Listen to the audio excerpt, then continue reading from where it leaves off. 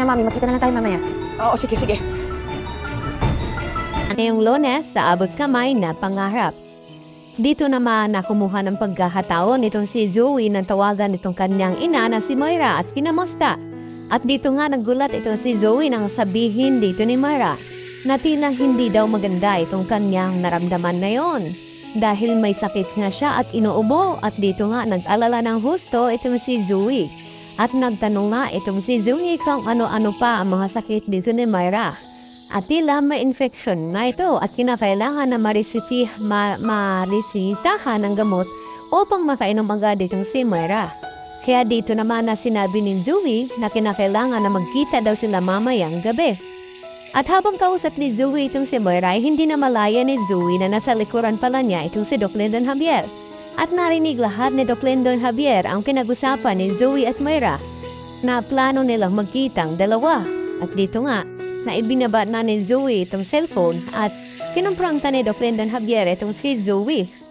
Nakausap niya pala itong kanyang ina at namsisinungaling ito na sinabi sa kanila na wala daw siyang alam tungkol dito kay Moira.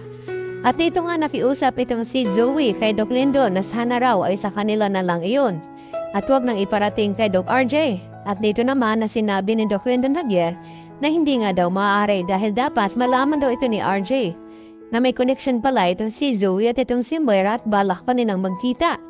Nang sa ganon ay matulungan nga niya makatakas ang kanyang ina. At dito nga na sinabi ni Zoe na hindi daw niya intensyon na tulungan itong kanyang ina. At dito naman na inausap ng masinsina ni Zoe si Lyndon na kung gusto daw nito na sumama itong si Doc Lyndon habang magkita daw sila ni Moira. Nang sa ganon ay mahuli na nga daw ito upang matigil na nga ang kasamaan daw ng kanyang ina.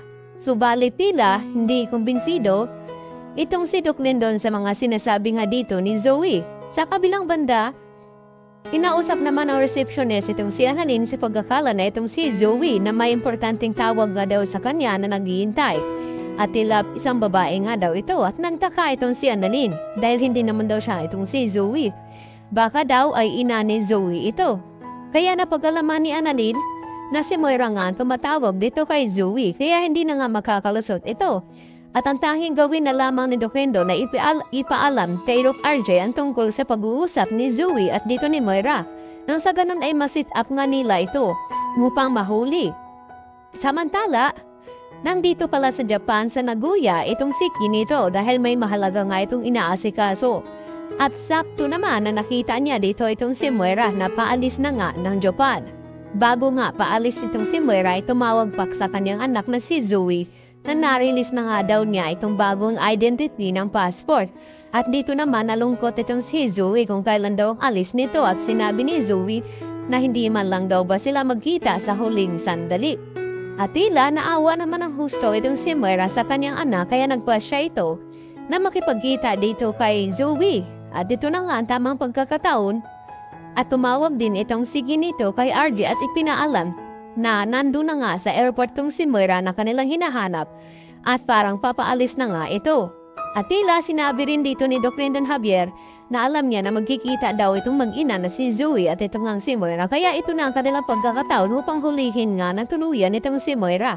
Kaya yan ang ating abangan mamaya mga kapuso, dito lamang yan sa abot kamay na pangarap.